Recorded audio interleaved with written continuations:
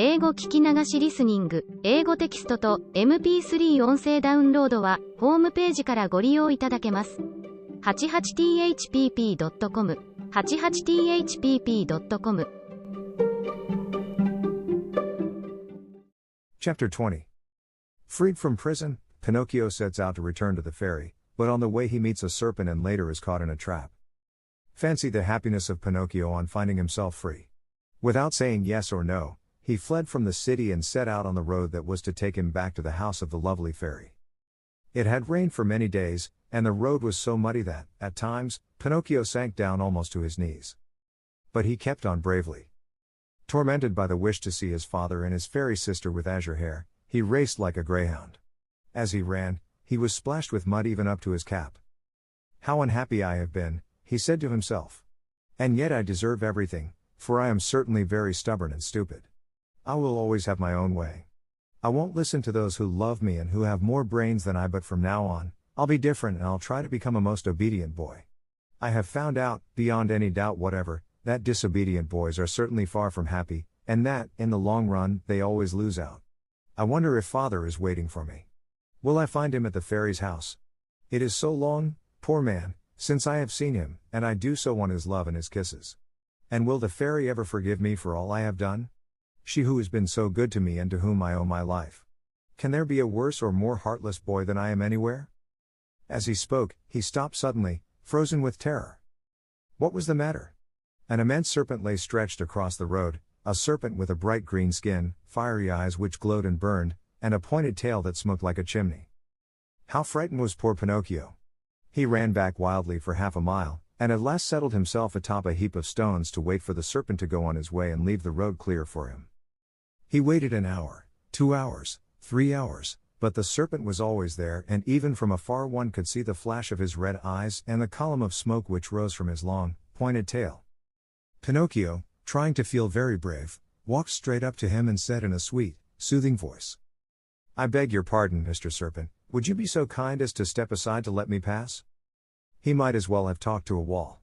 The serpent never moved. Once more, in the same sweet voice, he spoke. "You must know, Mr. Serpent, that I am going home where my father is waiting for me. It is so long since I have seen him. Would you mind very much if I passed?" He waited for some sign of an answer to his questions, but the answer did not come. On the contrary, the green serpent, who had seemed until then wide awake and full of life, became suddenly very quiet and still. His eyes closed and his tail stopped smoking. "Is he dead, I wonder?" said Pinocchio, rubbing his hands together happily. Without a moment's hesitation, he started to step over him, but he had just raised one leg when the serpent shot up like a spring and the marionette fell head over heels backward. He fell so awkwardly that his head stuck in the mud, and there he stood with his legs straight up in the air. At the sight of the marionette kicking and squirming like a young whirlwind, the serpent laughed so heartily and so long that at last he burst an artery and died on the spot. Pinocchio freed himself from his awkward position and once more began to run in order to reach the fairy's house before dark. As he went, the pangs of hunger grew so strong that, unable to withstand them, he jumped into a field to pick a few grapes that tempted him. Woe to him! No sooner had he reached the grapevine than, crack, went his legs. The poor marionette was caught in a trap set there by a farmer for some weasels which came every night to steal his chickens. Chapter 21. Pinocchio is caught by a farmer, who uses him as a watchdog for his chicken coop. Pinocchio, as you may well imagine, began to scream and weep and beg, but all was of no use, for no houses were to be seen and not a soul passed by on the road. Night came on. A little because of the sharp pain in his legs, a little because of fright at finding himself alone in the darkness of the field, the marionette was about to faint, when he saw a tiny glowworm flickering by. He called to her and said, "Dear little glowworm, will you set me free?" "Poor little fellow," replied the glowworm, stopping to look at him with pity. "How came you to be caught in this trap?" "I stepped into this lonely field to take a few grapes and—" "Are the grapes yours?" "No." "Who has taught you to take things that do not belong to you?" "I was hungry." "Hunger, my boy, is no reason for taking something which belongs to another." It's true," cried Pinocchio in tears. "I won't do it again." Just then, the conversation was interrupted by approaching footsteps. It was the owner of the field, who was coming on tiptoes to see if, by chance, he had caught the weasels which had been eating his chickens. Great was his surprise when, On holding up his lantern, he saw that, instead of a weasel, he had caught a boy. "Ah, you little thief!" said the farmer in an angry voice. "So you are the one who steals my chickens?" "Not I. No, no," cried Pinocchio, sobbing bitterly. "I came here only to take a very few grapes. He who steals grapes may very easily steal chickens also. Take my word for it, I'll give you a lesson that you'll remember for a long while." He opened the trap, grabbed the marionette by the collar, and carried him to the house as if he were a puppy. When he reached the yard in front of the house, he flung him to the ground, put a foot on his neck, and said to him roughly, "It is late now and it's time for bed. Tomorrow we'll settle matters.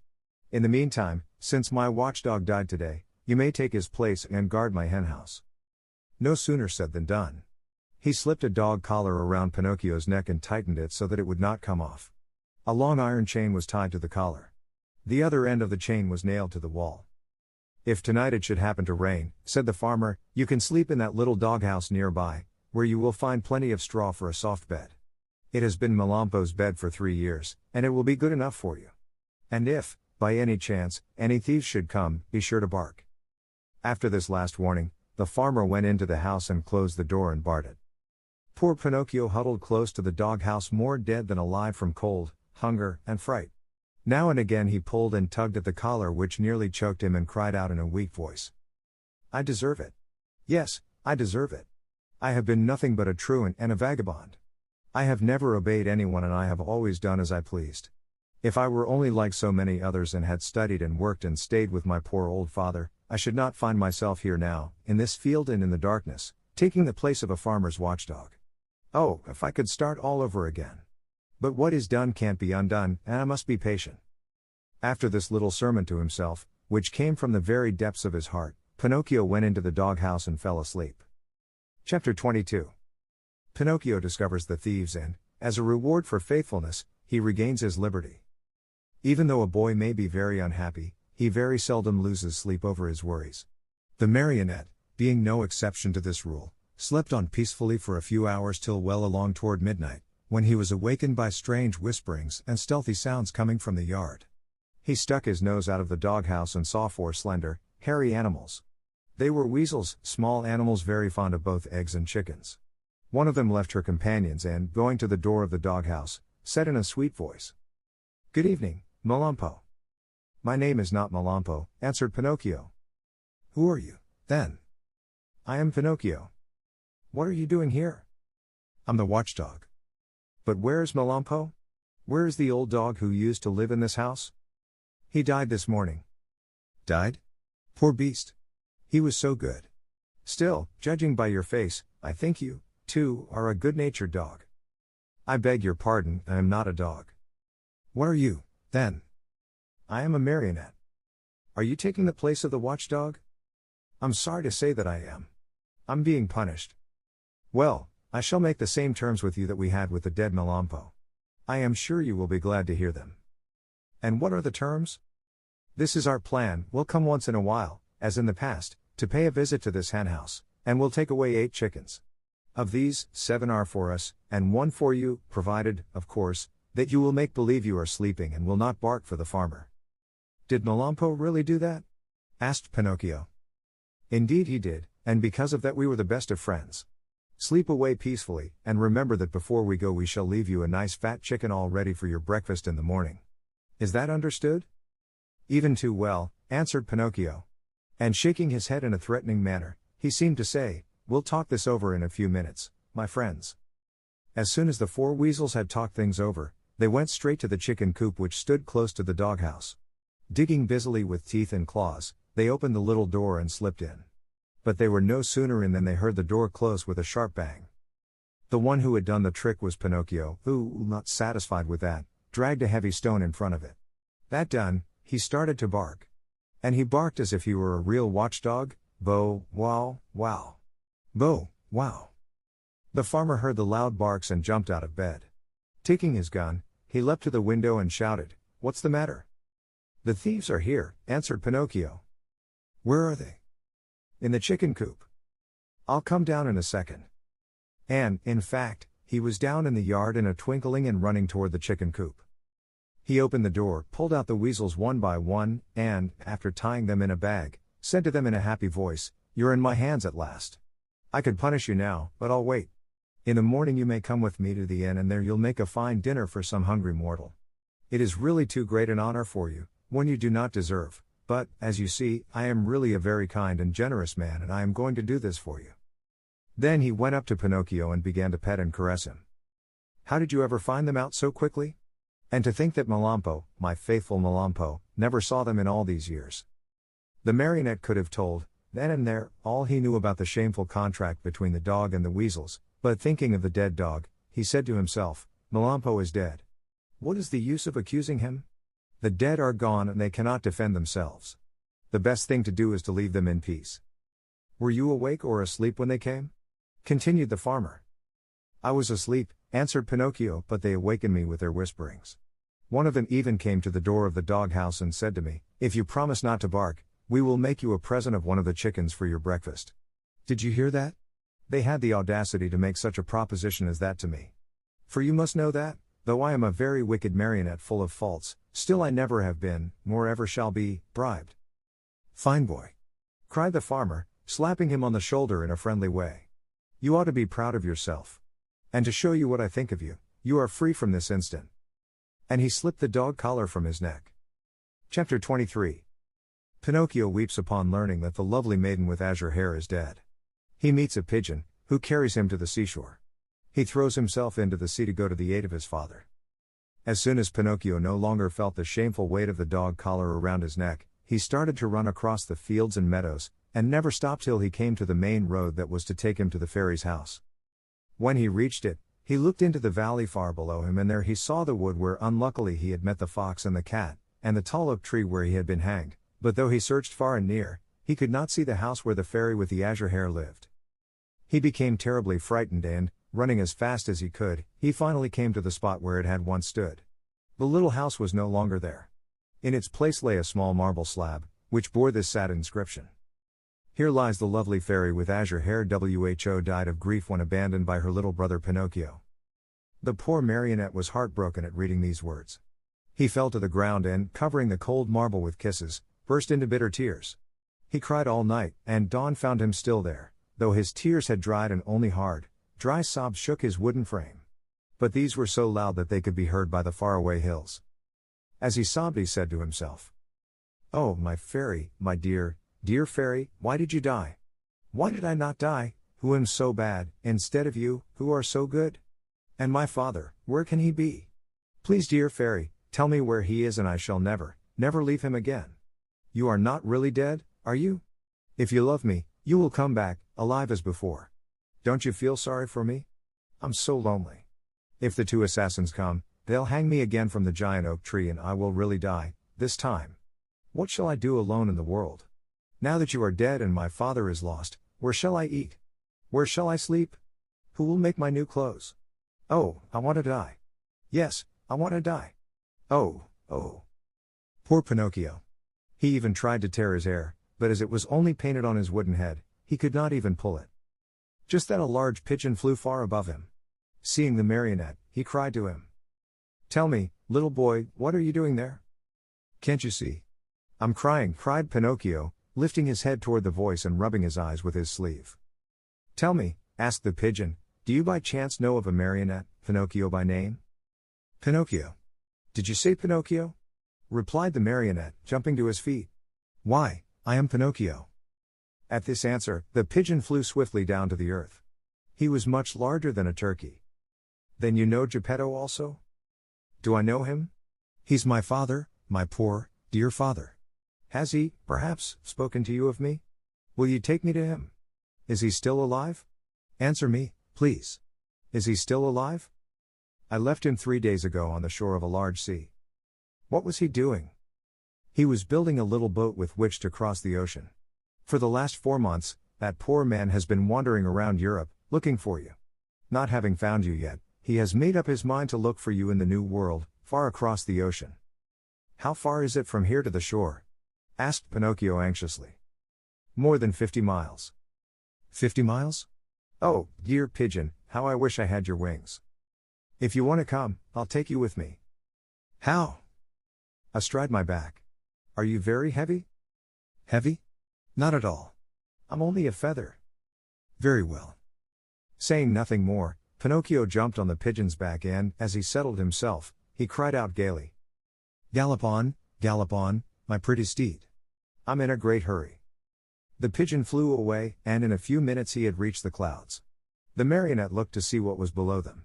His head swam and he was so frightened that he clutched wildly at the pigeon's neck to keep himself from falling. They flew all day. Toward evening the pigeon said, I'm very thirsty. And I'm very hungry. Said Pinocchio. Let us stop a few minutes at that pigeon coop down there. Then we can go on and be at the seashore in the morning. They went into the empty coop and there they found nothing but a bowl of water and a small basket filled with chickpeas. The marionette had always hated chickpeas. According to him, they had always made him sick, but that night he ate them with a relish. As he finished them, he turned to the pigeon and said, I never should have thought that chickpeas could be so good. You must remember, my boy, answered the pigeon, that hunger is the best sauce. After resting a few minutes longer, they set out again. The next morning they were at the seashore. Pinocchio jumped off the pigeon's back, and the pigeon, not wanting any thanks for a kind deed, flew away swiftly and disappeared. The shore was full of people, shrieking and tearing their hair as they looked toward the sea. What has happened? Asked Pinocchio of a little old woman.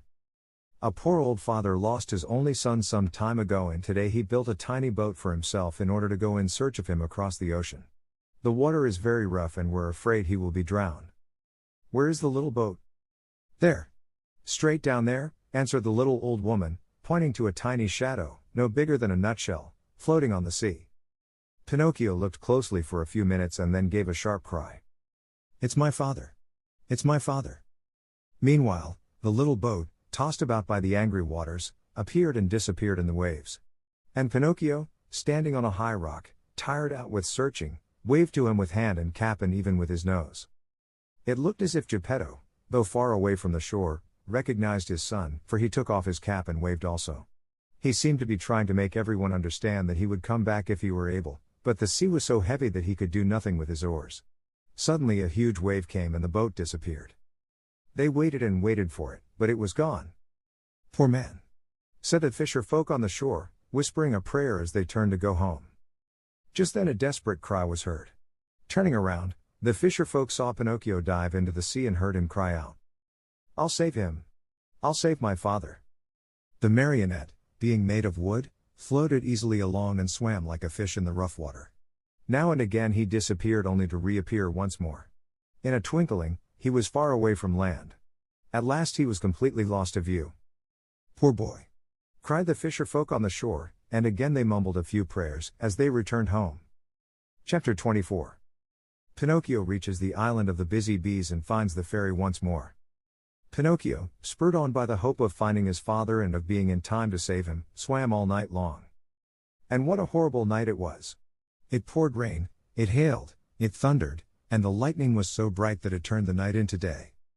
At dawn, he saw, not far away from him, a long stretch of sand. It was an island in the middle of the sea. Pinocchio tried his best to get there, but he couldn't. The waves played with him and tossed him about as if he were a twig or a bit of straw. At last, and luckily for him, a tremendous wave tossed him to the very spot where he wanted to be. The blow from the wave was so strong that, as he fell to the ground, his joints cracked and almost broke. But, nothing daunted, he jumped to his feet and cried. Once more I have escaped with my life. Little by little the sky cleared. The sun came out in full splendor and the sea became as calm as a lake. Then the marionette took off his clothes and laid them on the sand to dry. He looked over the waters to see whether he might catch sight of a boat with a little man in it. He searched and he searched, but he saw nothing except sea and sky and far away a few sails, so small that they might have been birds. If only I knew the name of this island, he said to himself. If I even knew what kind of people I would find here. But whom shall I ask? There is no one here. The idea of finding himself in so lonesome a spot made him so sad that he was about to cry, but just then he saw a big fish swimming nearby, with his head far out of the water. Not knowing what to call him, the marionette said to him. Hey there, Mr. Fish, may I have a word with you? Even two, if you want, answered the fish, who happened to be a very polite dolphin. Will you please tell me if, on this island, there are places where one may eat without necessarily being eaten? Surely, there are, answered the dolphin. In fact, you'll find one not far from this spot. And how shall I get there? Take that path on your left and follow your nose. You can't go wrong. Tell me another thing. You who travel day and night through the sea, did you not perhaps meet a little boat with my father in it? And who is your father? He is the best father in the world, even as I am the worst son that can be found. In the storm of last night, answered the dolphin, the little boat must have been swamped. And my father? By this time, he must have been swallowed by the terrible shark, which, for the last few days, has been bringing terror to these waters. Is this shark very big? Asked Pinocchio, who was beginning to tremble with fright. Is he big? Replied the dolphin. Just to give you an idea of his size, let me tell you that he is larger than a 5-story building and that he has a mouth so big and so deep, that a whole train and engine could easily get into it. Mother mine! Cried the marionette, scared to death, and dressing himself as fast as he could, he turned to the dolphin and said, Farewell, Mr. Fish. Pardon the bother, and many thanks for your kindness. This said, he took the path at so swift a gait that he seemed to fly, and at every small sound he heard, he turned in fear to see whether the terrible shark, 5 stories high and with a train in his mouth, was following him. After walking a half hour, he came to a small country called the Land of the Busy Bees.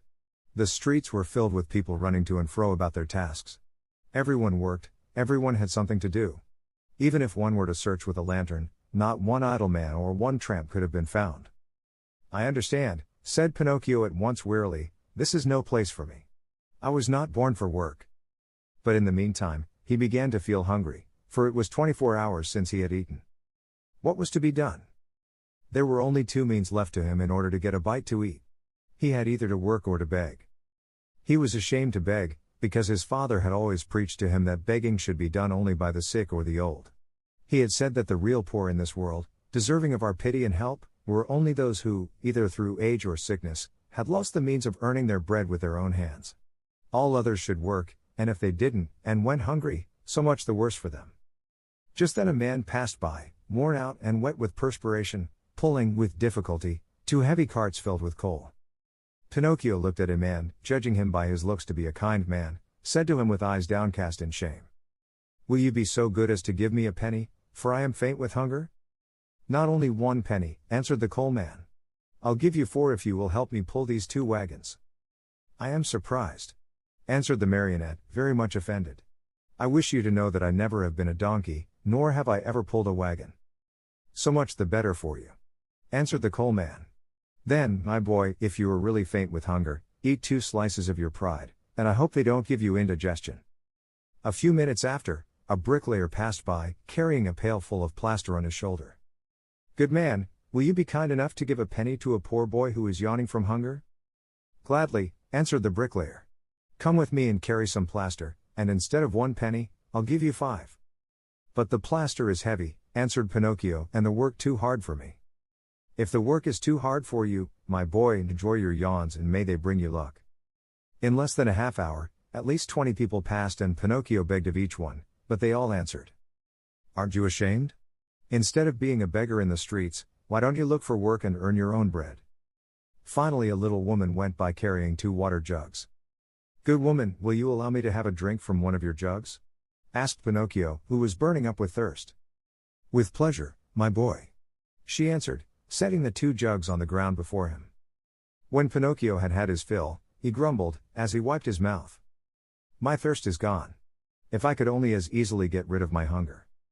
On hearing these words, the good little woman immediately said, If you help me to carry these jugs home, I'll give you a slice of bread.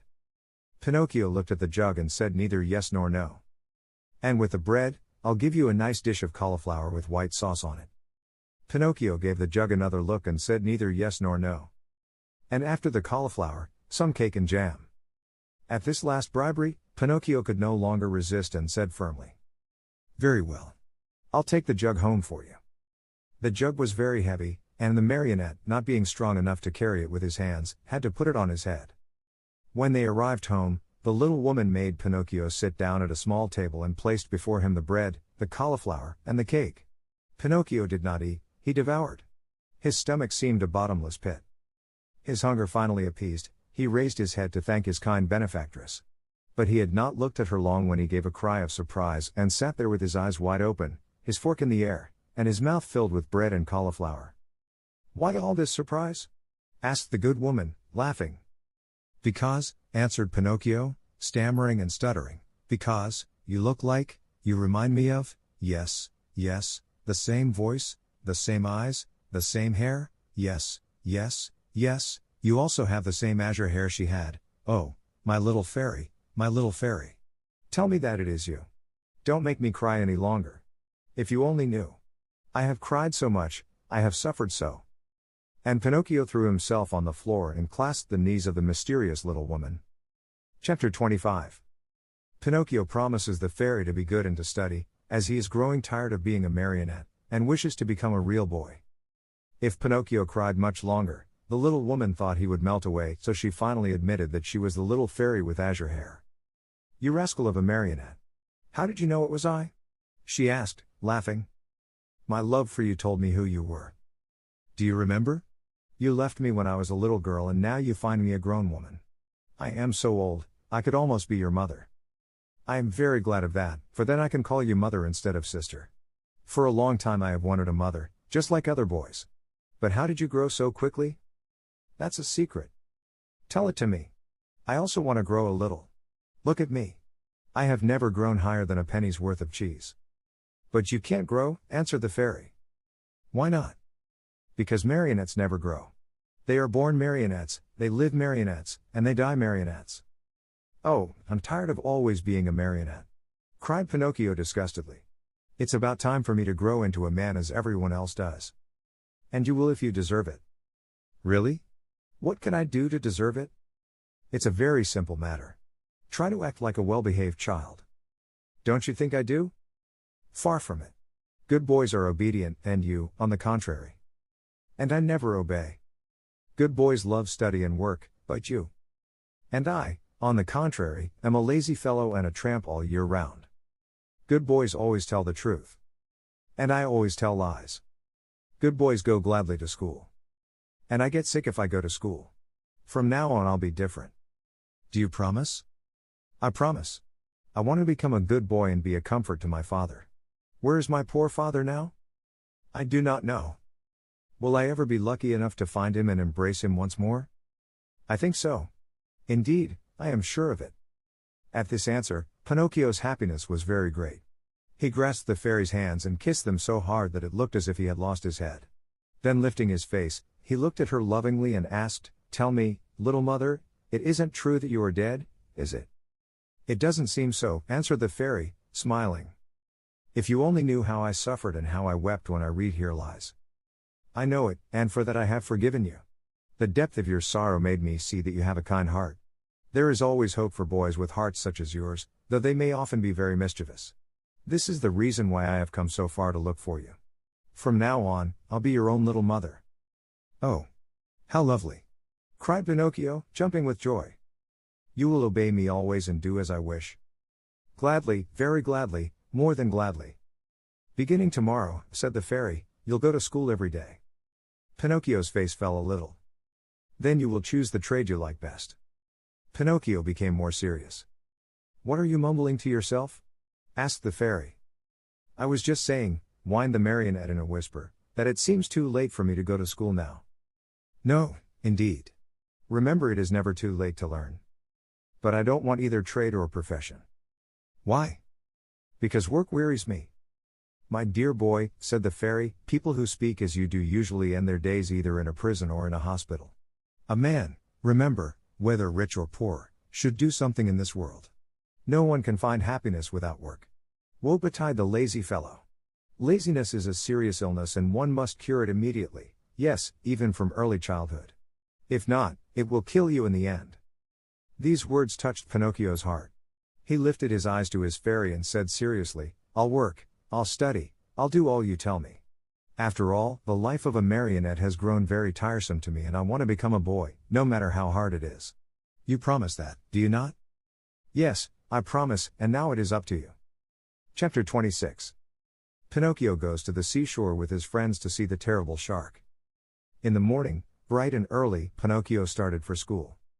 Imagine what the boys said when they saw a marionette enter the classroom. They laughed until they cried. Everyone played tricks on him. One pulled his hat off, another tugged at his coat, a third tried to paint a mustache under his nose. One even attempted to tie strings to his feet and his hands to make him dance. For a while Pinocchio was very calm and quiet. Finally, however, he lost all patience and turning to his tormentors, he said to them threateningly, "Careful, boys, I haven't come here to be made fun of. I'll respect you and I want you to respect me." "Hurrah for Dr. Know-all. You have spoken like a printed book," howled the boys, bursting with laughter. One of them, more impudent than the rest, put out his hand to pull the marionette's nose. But he was not quick enough, for Pinocchio stretched his leg under the table and kicked him hard on the shin. "Oh, what hard feet!" cried the boy, rubbing the spot where the marionette had kicked him. "And what elbows! They are even harder than the feet," shouted another one, who, because of some other trick, had received a blow in the stomach. With that kick and that blow Pinocchio gained everybody's favor. Everyone admired him, danced attendance upon him, petted and caressed him. As the days passed into weeks, even the teacher praised him, for he saw him attentive, hard-working, and wide awake, always the first to come in the morning, and the last to leave when school was over. Pinocchio's only fault was that he had too many friends. Among these were many well-known rascals, who cared not a jot for study or for success. The teacher warned him each day, and even the good fairy repeated to him many times, "Take care, Pinocchio. Those bad companions will sooner or later make you lose your love for study. Someday they will lead you astray."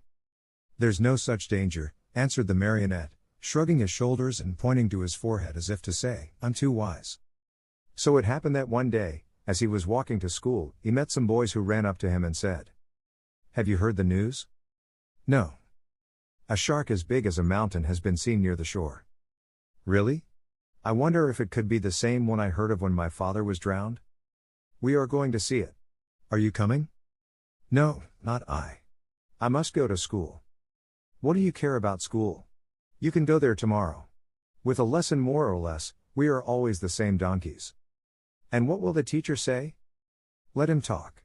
He is paid to grumble all day long." "And my mother?" "Mothers don't know anything," answered those scamps. "Do you know what I'll do?" said Pinocchio. "For certain reasons of mine, I, too, want to see that shark, but I'll go after school. I can see him then as well as now." "Poor simpleton!" cried one of the boys. "Do you think that a fish of that size will stand there waiting for you?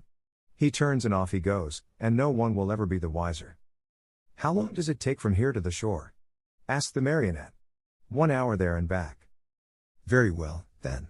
Let's see who gets there first," cried Pinocchio. At the signal, the little troop, with books under their arms, dashed across the fields.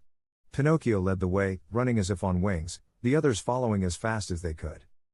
Now and again, he looked back and, seeing his followers hot and tired, and with tongues hanging out, he laughed out heartily. Unhappy boy! If he had only known then the dreadful things that were to happen to him on account of his disobedience. Chapter 27. The great battle between Pinocchio and his playmates. One is wounded. Pinocchio is arrested. Going like the wind, Pinocchio took but a very short time to reach the shore.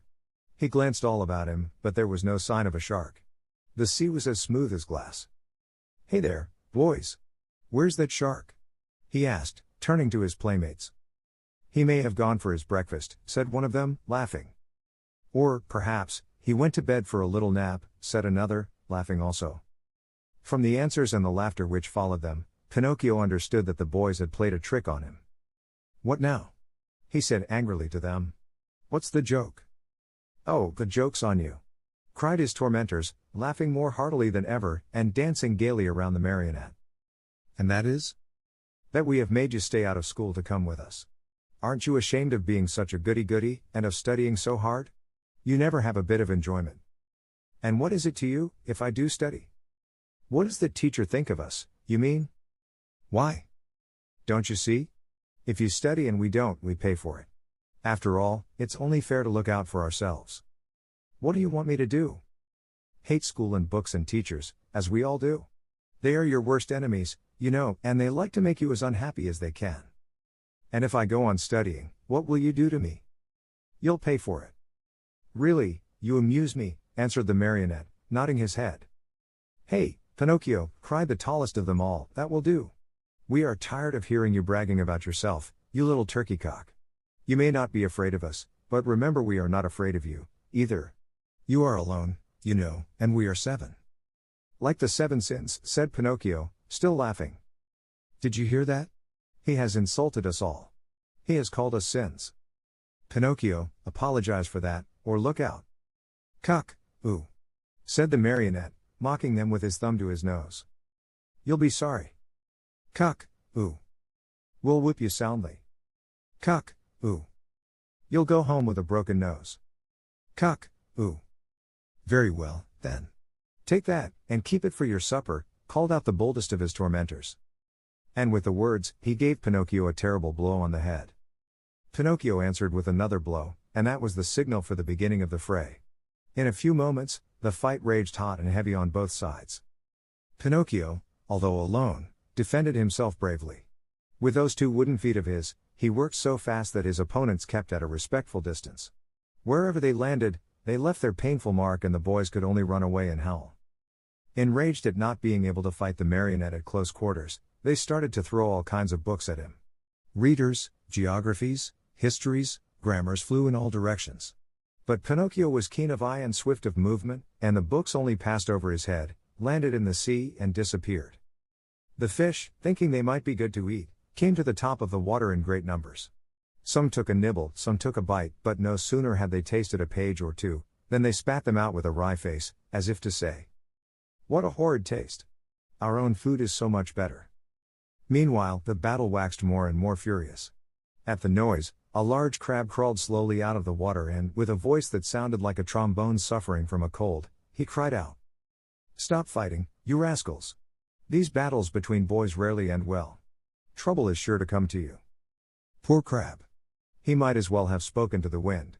Instead of listening to his good advice, Pinocchio turned to him and said as roughly as he knew how, "Keep quiet, ugly gab. It would be better for you to chew a few cough drops to get rid of that cold you have. Go to bed and sleep. You will feel better in the morning." In the meantime, the boys, having used all their books, looked around for new ammunition. Seeing Pinocchio's bundle lying idle nearby, they somehow managed to get hold of it. One of the books was a very large volume, an arithmetic text, heavily bound in leather. It was Pinocchio's pride. Among all his books, he liked that one the best. Thinking it would make a fine missile, one of the boys took hold of it and threw it with all his strength at Pinocchio's head. But instead of hitting the marionette, the book struck one of the other boys, who, as pale as a ghost, cried out faintly, "Oh, other help! I'm dying!" and fell senseless to the ground. At the sight of that pale little corpse, the boys were so frightened that they turned tail and ran. In a few moments, all had disappeared. All except Pinocchio. Although scared to death by the horror of what had been done, he ran to the sea and soaked his handkerchief in the cool water and with it bathed the head of his poor little schoolmate. Sobbing bitterly, he called to him, saying, "Eugene! My poor Eugene! Open your eyes and look at me. Why don't you answer? I was not the one who hit you, you know. Believe me, I didn't do it. Open your eyes, Eugene? If you keep them shut, I'll die, too. Oh, dear me, how shall I ever go home now? How shall I ever look at my little mother again? What will happen to me? Where shall I go? Where shall I hide?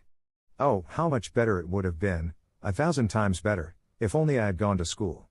Why did I listen to those boys? They always were a bad influence. And to think that the teacher had told me, and my mother, too. Beware of bad company. That's what she said. But I'm stubborn and proud. I listen, but always I do as I wish.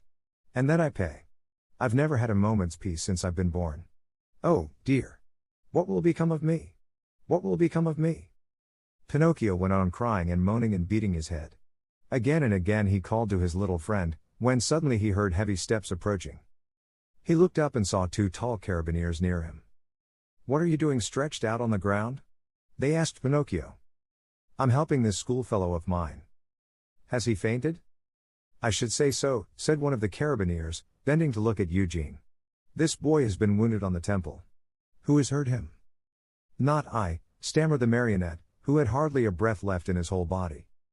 "If it wasn't you, who was it, then?" "Not I," repeated Pinocchio. "And with what was he wounded?" "With this book," and the marionette picked up the arithmetic text to show it to the officer. "And whose book is this?" "Mine." "Enough. Not another word. Get up as quickly as you can, come along with us." "But I." "Come with us." But I am innocent. Come with us. Before starting out, the officers called out to several fishermen passing by in a boat and said to them, "Take care of this little fellow who has been hurt. Take him home and bind his wounds. Tomorrow we'll come after him." They then took hold of Pinocchio and, putting him between them, said to him in a rough voice, "March. And go quickly, or it will be the worse for you." They did not have to repeat their words. The marionette walked swiftly along the road to the village. But the poor fellow hardly knew what he was about. He thought he had a nightmare. He felt ill. His eyes saw everything double, his legs trembled, his tongue was dry, and, try as he might, he could not utter a single word. Yet, in spite of this numbness of feeling, he suffered keenly at the thought of passing under the windows of his good little fairy's house. What would she say on seeing him between two carabineers? They had just reached the village, when a sudden gust of wind blew off Pinocchio's cap and made it go sailing far down the street. "Would you allow me," the marionette asked the carabineers, "to run after my cap?" "Very well, go, but hurry." The marionette went, picked up his cap, but instead of putting it on his head, he stuck it between his teeth and then raced toward the sea. He went like a bullet out of a gun. The carabineers, judging that it would be very difficult to catch him, sent a large mastiff after him, one that had won first prize in all the dog races. Pinocchio ran fast and the dog ran faster. At so much noise, the people hung out of the windows or gathered in the street, anxious to see the end of the contest. But they were disappointed, for the dog and Pinocchio raised so much dust on the road that, after a few moments, it was impossible to see them. 物語の続きは、ホームページからお聞きいただけます。また、テキスト、MP3 ダウンロードも合わせてご利用ください。88thpp.com 88thpp.com